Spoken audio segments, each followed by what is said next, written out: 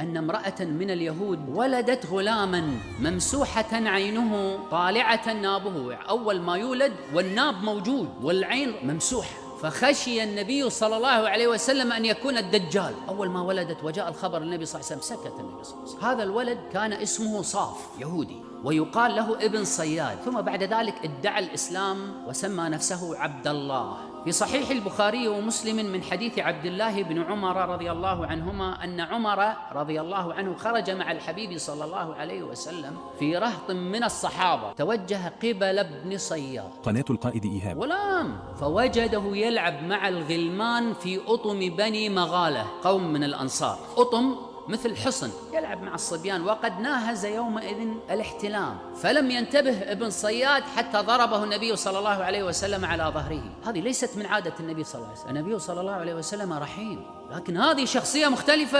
النبي صلى الله عليه وسلم خائف ليس على نفسه، على أمته من هذه الفتنة العظيمة، فضربه على ظهره. فالتفت ابن صياد فقال له النبي صلى الله عليه وسلم: أتشهد أني رسول الله؟ فنظر إليه ابن صياد فقال: أشهد أنك رسول الأميين. ابن صياد يرد السؤال بسؤاله النبي صلى الله عليه وسلم، يطلب من النبي صلى الله عليه وسلم أن يجيب. قال: أتشهد أني، يقصد نفسه ابن صياد، رسول الله. لماذا قال له أشهد أنك رسول الأميين؟ هذا ما يقوله اليهود، أنت رسول الأميين، الأمم الأخرى التي ليست من بني إسرائيل. معناها أن الدجال، قصتنا مع اليهود طويلة، حتى الدجال منهم. فقال: أتشهد أني رسول الله؟ فضربه النبي صلى الله عليه وسلم حتى وقع، دفعه حتى سقط ابن صياد. ثم قال له النبي صلى الله عليه وسلم: آمنت بالله ورسله. يعني تقول أتشهد أنت أني رسول؟ قال: آمنت بالله ورسله. ماذا ترى؟ النبي صلى الله عليه وسلم يسأل ابن صياد: ماذا ترى؟ قال: يأتيني صادق وكاذب، يعني أحيانا يأتيني شخص يخبرني بأسرار الغيب، يصدق أحيانا ويكذب أحيانا، وهذه من رحمة الله. يبقى الدجال دجالا، ويبقى الكهنة كهنة، لا يستطيعون أن يعرفوا كل شيء.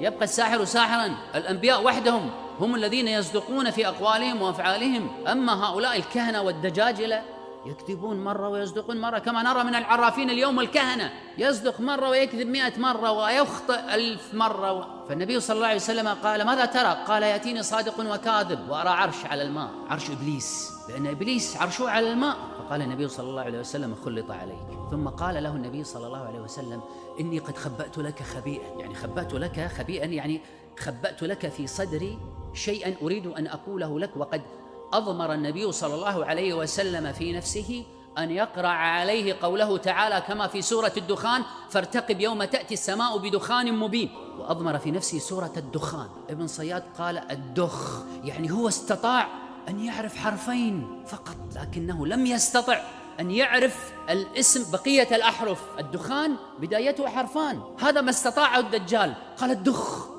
ثم توقف الدجال. ابن صياد لا يستطيع أن يحدد، فقال له النبي صلى الله عليه وسلم: اخسأ فلن تعدو قدرك، لن تتجاوز قدرك. اخسأ يعني كن ذليلا حقيرا، فلن تعدو قدرك يعني لن تتجاوز قدرك بأن تدعي معرفة الغيب، فأنت أقصى ما تكون دجال من الدجاجلة. فقال عمر رضي الله عنه وارضاه، وكان مع عمر: يا رسول الله دعني أضرب عنقه، فرصة، إن كان الدجال نريح البشرية منه. فقال النبي صلى الله عليه وسلم: إن يكن هو، يعني إذا كان هو الدجال، حتى النبي صلى الله عليه وسلم شاك فيه، إن يكن هو فلا تستطيع ذلك. وفي رواية: فلست بصاحبه، إنما صاحبه عيسى بن مريم، أمر الله، وإن لم يكن هو فلا خير لك في قتله. ثم بقي النبي صلى الله عليه وسلم متوجسا من أمره، فخرج هو وأبي بن كعب كما في الصحيح أيضا من رواية عبد الله بن عمر إلى نخل ابن صياد، سواق صغير ولام، نخل يعني بستان عائلته، فكان يتقي بجذوع النخل. النبي صلى الله عليه وسلم يختل